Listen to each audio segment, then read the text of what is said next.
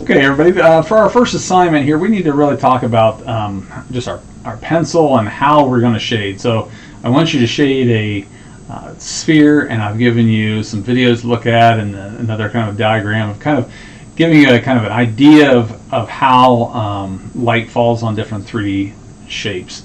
So I want you to kind of reproduce that, and you have to look at the assignment on Google. But I do want to talk about just pencil and how we hold things. And so let me switch places here. And okay, so one of the first things that seems kind of strange is that just how do you hold the pencil? That's really important. I talked to a first grade teacher one time, and I asked her how what kind of skills would you ideally like to have a first grader to have when they come to you, whether they know their numbers or they know how the ABCs or how to write their name or what. And the answer kind of surprised me, but she said, hold the pencil correctly. And so I'm not asking you to change the way you draw, but I just want you to think about it and at least have this idea of what's possible. Typically, I hold the pencil like this. And what we do is I'm resting it on my middle finger, holding it with my index finger and my thumb. And if you notice, this is kind of a curve shape. So I want you to look at how you hold it. And the advantage of this is, ideally, we want as much flexibility as we possibly can. So one of those is, can I move my fingers? And yes, I can. Can I move my wrist? Yes, I can. Can I move my whole arm? Yes, I can. So a lot of times I position the paper off to my right so that my arm can go down along the right side of me. But one of the most common things that I see students do is, instead of having this nice kind of oval shape, they get this kind of ski slope. And in order to get that point, then we've got to press a little harder. Notice there's a lot more tension in my finger. My fingernails turning white here. And now when I do that, I kind of lock. When I have that much pressure, I kind of lock my fingers in place, and so now I only have my wrist to work with. So a lot of times, a lot of art teachers will say we want to move our whole arm, but this is still going to be important for smaller areas. So we want to be careful there to lighten up, because we know we're going to make mistakes, and so we need to be able to erase. And so you need to produce light lines, and I think this method is the best. Now, this is not terrible. I can still move my fingers. I see a lot of students do that. Even down here with your little finger, we still can have flexibility in our hand. I've seen people do that. I don't like that as much. I don't think it's as comfortable, but this is one way. Now, I think this way, I've seen students do this, and now we do still have some finger movement. I just kind of question how much flexibility we have. We definitely don't want to do this. So I want you to kind of think about that. The other thing is, notice that my forefinger and my thumb come together. Now, there's a lot of times people will go like this, and they'll wrap this thumb around. And now, again, I lost kind of the flexibility of my fingers. So kind of don't necessarily have to change, but I think if you want to try, then that's a good idea. Now, when we go to sketch, a lot of times people are talking about we're going to sketch. Well, this is not, to me, called sketching. This is, to me, making a kind of fuzzy line. Okay, I'm just kind of going back and forth, back and forth, back and forth, back and forth. Sketching, to me, is going over the same line multiple times. So I'm going to go like this. I'm moving this. I'm going to draw a lot darker because let me change the exposure. Makes my hand look kind of dark, but and in this case, the average usually is is pretty correct. So like if you have a test and you do a terrible and you do pretty good, maybe a little bit above what you normally do. If you take enough tests, the average is going to give you a pretty good indication of where you are. Same thing is true here. If I do this line, like if I was going to draw a square, and I go this way, and this way, and this way. Now you can see that I have a little bit of an errant line here, and let's zoom on in. Kind of have an errant line, but if I do it enough, I'm probably going to get a pretty straight line. And also, the faster I do it, it's just kind of like a baseball. If you throw a baseball really fast, it doesn't have a chance to drop off. If I just throw a lob to somebody, it goes up and it comes back down.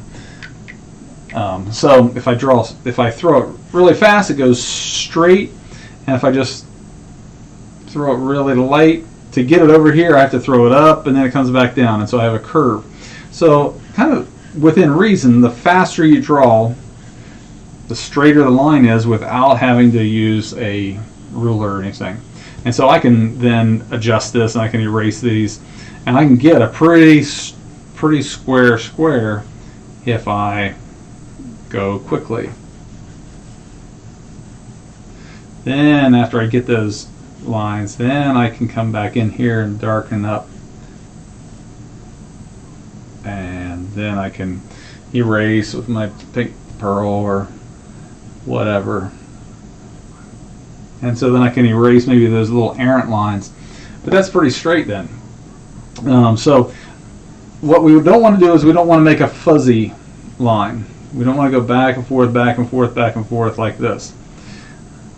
And we don't want to draw the perfect line to begin with, because to draw the perfect line you have to usually kind of go slower and you end up getting a little wavy. So when we do this sketching, I would suggest you just get a piece of paper, and I'm kind of moving my whole arm as well as my fingers. And what I do is I kind of do a little muscle memory too. Before I lay my pencil on the paper, so I'm letting my hand rest on the paper, and I kind of have an idea, where am I going, where am I going, where am I going, and then after I do it a couple times, then I just lower my pencil onto the page. Go right here and then lower my pencil. It's kind of like a batter in a batter's box, or in a on deck circle. And he's swinging, he's swinging, he's swinging. He's kind of just building up that muscle memory where the muscle already knows what to do. And when he gets up to the bat, he doesn't think about, okay, now I have to keep my shoulder up and swing through. And it just happens. He's just watching the ball. The same thing is true here. I kind of get myself in a motion here that, okay, this is the angle that I wanted, or this is the angle. So, okay, that looks like maybe if I was going to make this into 1 point perspective, there's my vanishing point, and there's the point I want to go to, and I want to just kind of get my hand moving in that direction, and then lay my hand down. So I get it going right here, and get it going right here, and I can do a huge amount of things without using a ruler. So I can get my muscle memory here. I want to make sure that this is perpendicular to the world here, and then this is going in this angle. So that's pretty accurate, and without having to use a ruler. Okay, so light lines, I always say sometimes they're like a whisper, just a whisper of a line, and then we can always darken it up. Okay, so we're not making fuzzy lines, we're making long lines. So when we start off here, just like I was saying, just kind of practice doing some squares, you kind of need to do practicing doing some circles. And so again, muscle memory, the first time I lay it down there, it may not be very round, but if I go over it enough, I kind of self-correct. And so pretty much that's a pretty good circle, but it's kind of fuzzy here, but that's okay because I'm going to shade it in later. So you just need to practice.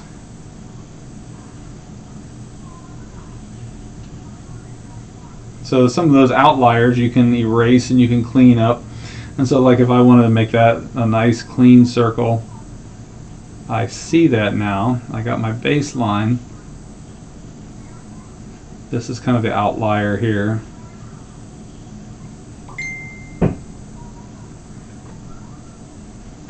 And then I can take my eraser, because I drew so lightly that I have the ability to erase. And again, you have to be kind of careful with your hand. That's why I have this little Craftsman's duster. That's pretty much a circle. I can kind of roll it around here and see if there's a little oblong that I can trim off a little bit here or there, but that's basically what we're doing. So when we go to shade though, let me draw a square here. You're going to be drawing a oval.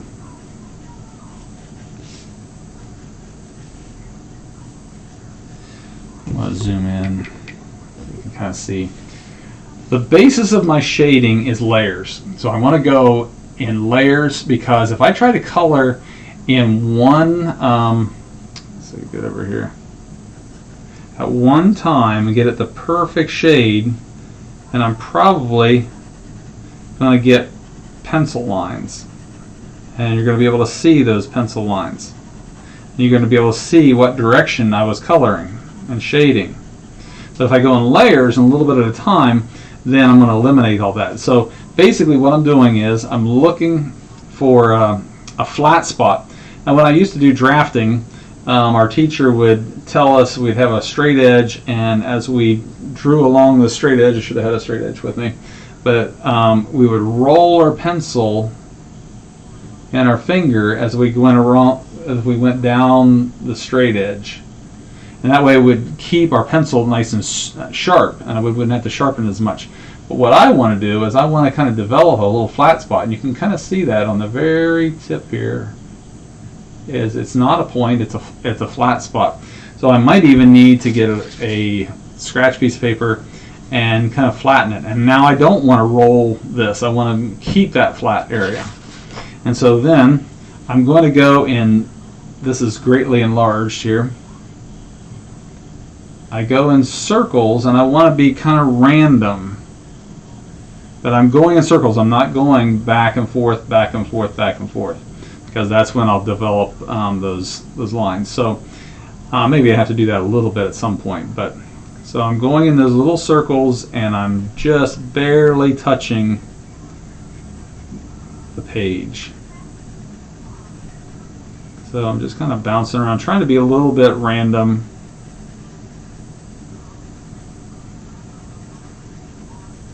So you can kind of see, even like right in here, it's a little bit lighter. Right here, it's kind of got a little bit darker. So if I was just going to stop right there, then that's when I'd kind of be in trouble. But now I need to go in different directions, and I know that's a little bit lighter. So I'm going to come in and put another layer on here. And let's just say that I wanted to make a little gradient, so I wanted to go from dark to light here.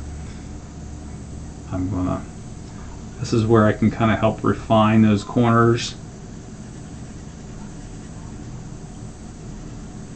And get lighter and lighter and lighter. And I'll come back up to the top and get a little darker. And I'm still going in little circles and trying to be as random as I can so that I don't get any pattern. And you can see that it's getting lighter and lighter, but you can't tell what direction my pencil is going because I'm doing all those layers. Yes, it takes a little bit of time, and some of you will be saying, I'm not spending that much time. That's up to you, but I want to show you the right way doing it. See, now I can sometimes rotate that a little bit just to get a really sharp corner, because now I kind of self-sharpened that pencil, and now that tip is really sharp. I can come in here and make that really crisp, where maybe I was a little bit fuzzy earlier on. And you can see that that's all done without a ruler. Okay, and I can keep on. If I need to get darker, I can keep on getting darker and darker, and then fade it out, fade it out, fade it out, and come back up here and get darker. Now there's a little trick here too for straight lines. You can even just use a blank sheet of paper, and maybe I'll just cut off a little piece here. And I can cover up everything now that I want to protect, and then I can erase pretty aggressively. So where those lines were kind of extended. Then I can come over here. Now this won't. You shouldn't use this to the extreme and just get really messy and then come up and clean it up. And now you can see that's really sharp. I put that right there and kind of protect that edge. It's got a little bit fuzzy there. Push a little hard, and now I've got a really straight line, and I didn't use a ruler at all. Okay, so you're going to be shading that sphere, and so you're going to have to use those same kind of things where you have the termination point here, and I'm going to be using that as circles here. So we've got the light source coming, oops, got the light source coming here. Get it in the screen. And I'm using these small little round strokes. So we have a highlight in here.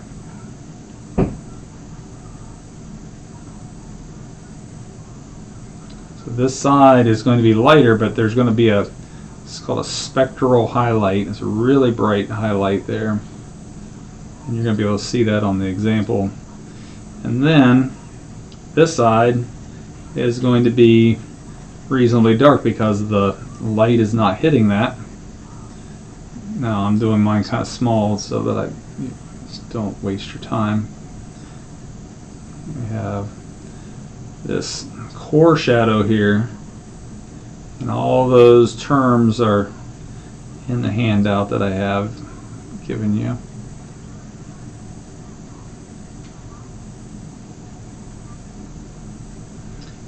Now this video camera doesn't pick up all the subtleties. It looks a little hacky there, but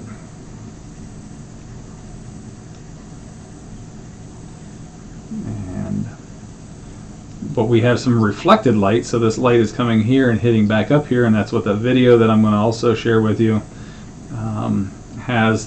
These are things that you want to look for, whether this is a nose, whether this is a sphere, whether this is a box or a car or whatever. The light basically does the same kind of idea. There's light bouncing back up, and there's a point here where there's no light at all, and it just kind of fades in, and that edge just kind of goes away, and then the rest of the shadow comes out here and then fades at the very end. It's a soft edge. So I could work on this a lot more, but the whole concept is that I'm going in small little circles randomly so that you don't see my pencil lines. Okay, so work on this a little bit more. But anyway, that's what we're trying to get, and so I want you to try to as accurately reproduce that image that I gave you as possible. But in the meantime, you can be practicing some circles, some squares, just on your own. And just even take a square and just try to make a gradient, okay? Because this is really what the base of this whole class is going to be, is how are we going to shade and how are we going to render things in light. So I hope that's helpful. I'll be giving you this ebony pencil and a pink pearl so that you can be working on it, and I'll give you some paper as well if you're in my remote class. All right, I will be excited to see what you come up with.